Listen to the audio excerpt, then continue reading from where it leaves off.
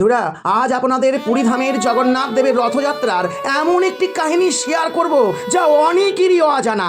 বন্ধুরা, জানেন কি পুরীধামে প্রতি বছর রথযাত্রার পর সেই রথের কাঠগুলিকে আগুনে জ্বালিয়ে দেওয়া হয়? এর কারণ কি জানেন? তাহলে শুনুন। পুরীধামে জগন্নাথ দেবের রথ তৈরি হয় 206টি কাঠ দিয়ে, ঠিক যেমন আমাদের মানব শরীরে 206টি হাড় দিয়ে তৈরি হয়েছে। জগন্নাথ দেবের রথে যে 16টি চাকা থাকে, সেই চাকাও আমাদের মানব শরীরের অনুরূপ। তার মধ্যে 5টি রয়েছে কর্মেন্দ্রিয়, 5টি জ্ঞানেন্দ্রিয় এবং 6টি আছে আমাদের স্বররেখা। বন্ধুরা, আমাদের মানব শরীর পরিচালিত হয় আত্মা দ্বারা।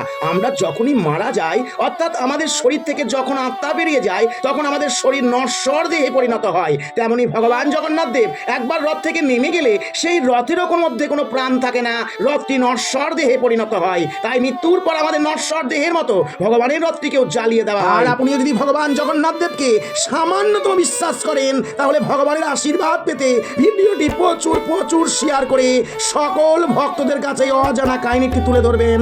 জয় জগন্নাথ।